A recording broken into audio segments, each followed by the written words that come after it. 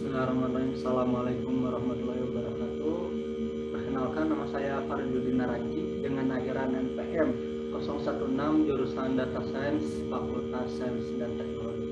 Di sini saya akan melaksanakan tugas responsi statistika inferensial praktek tugas 2 uji beda rata-rata 21. Untuk studi kasus yang pertama, seorang peneliti ingin melihat kehandalan suatu obat pelangsing. Peneliti tersebut menduga bahwa setelah minum obat pelangsing selama seminggu, berat badan akan turun.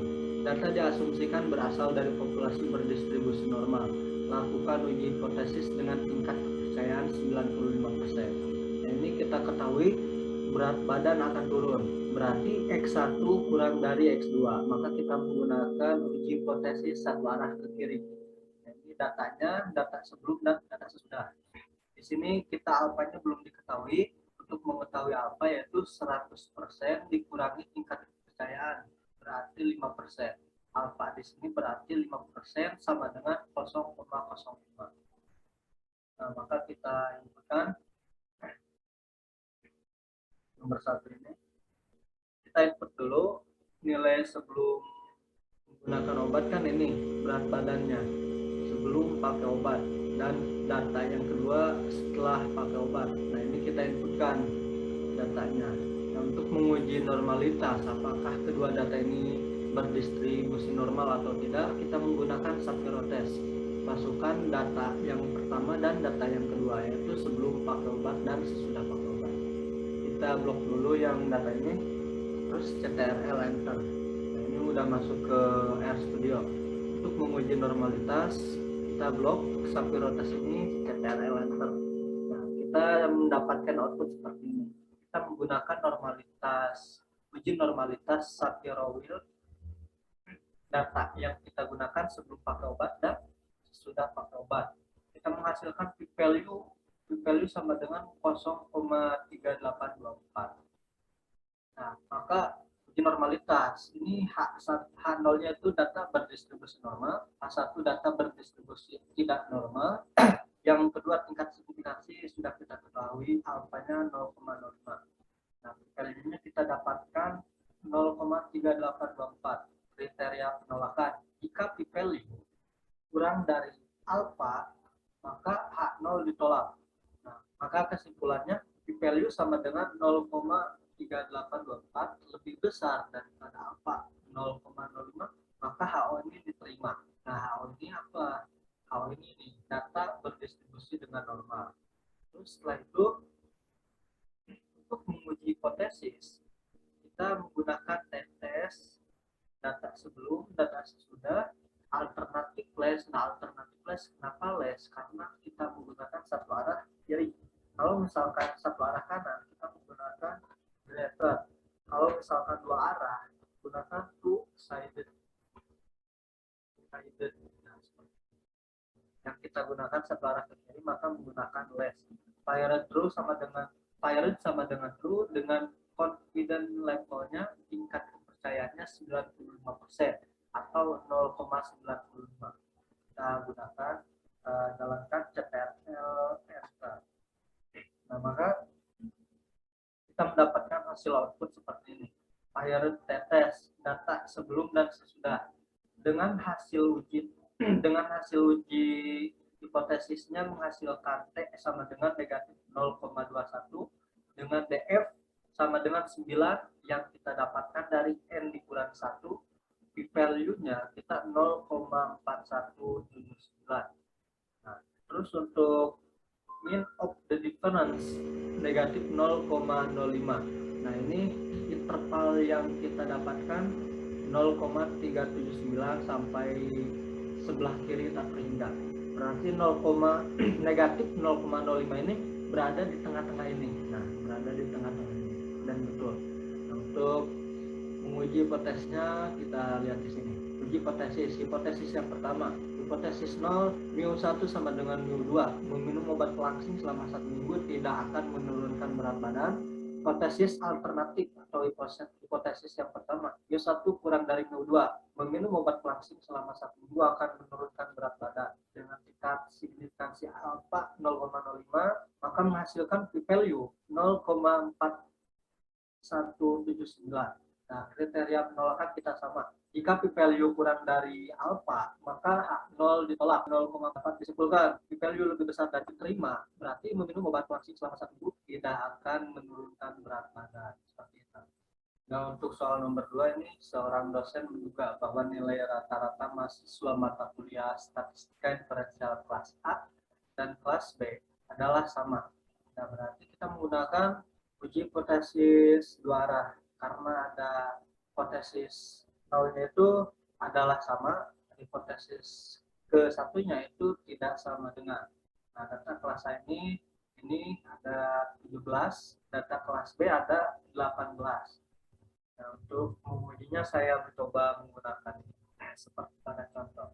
Cuman terdapat beberapa error, nggak tahu ini kenapa.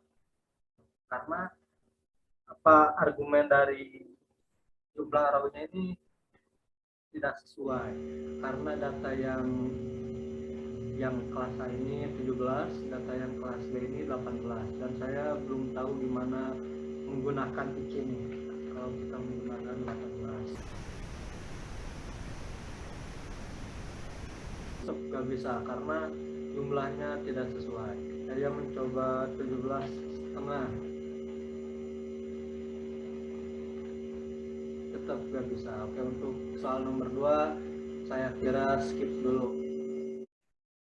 Untuk soal nomor 3, berikut adalah nilai pretest dan pasca tes matematika diskrit dari 20 mahasiswa sebelum dan sesudah diterapkannya pendekatan pemecahan masalah. Nilai pretest berurut. Nah, ini ada nilainya sebelum tes. Nah, ini nilai sesudah tes dengan alfa 5%. Seorang dosen menduga nilai rata-rata mahasiswa sebelum dan sesudah diterapkannya pendekatan pemecahan masalah adalah berbeda.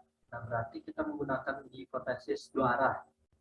Lakukan pengujian terhadap dugaan tersebut. Nah, kita inputkan dulu nilai pretest dan nilai pasca tes di dalam R. Nah, ini nomor 3, prates ini sudah saya inputkan nilainya, dengan prates sama dengan C dalam kurung input nilainya, dan pasca tes. Nah, kita blok, terus kita running dengan ctrl enter. Nah, setelah itu untuk menguji normalitas kedua data tersebut menggunakan satu tes sebelum dan sesudah. Kita blok, ctrl enter. Nah, maka terdapat output seperti ini. Kita menggunakan uji normalitas Shapiro-Wilk data sebelum dan sesudah. Nah, kita mendapatkan p-value-nya 0,2367. Nah, ini untuk menguji normalitasnya, hipotesis H0 sama dengan berdistribusi normal, H1 data tidak berdistribusi normal. Tingkat signifikansinya tadi alfa 0,05, kita dapatkan p-value 0,2367. Kriteria penolakan sama, jika p-value kurang dari alfa maka H0 ditolak. Nah, kesimpulannya, karena p-value 0,23 lebih besar daripada alfa 0,05, maka H0 diterima. Nah, karena H0 diterima, maka data berdistribusi dengan normal kedua-duanya. Nah, untuk menguji hipotesis, kita menggunakan t-test sebelum dan sesudah. Terus alternatifnya kita menggunakan dua arah, yaitu two-sided.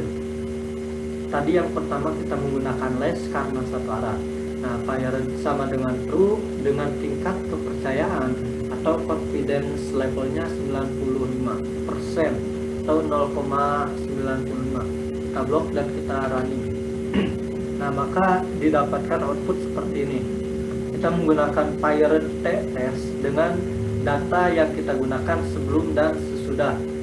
Kita mendapatkan hitungan T, hasil uji hipotesisnya T sama dengan negatif 0,21331 dengan DF atau Q-nya sama dengan 9 karena N dikurangi 1, 10 dikurangi 1 sama dengan 9.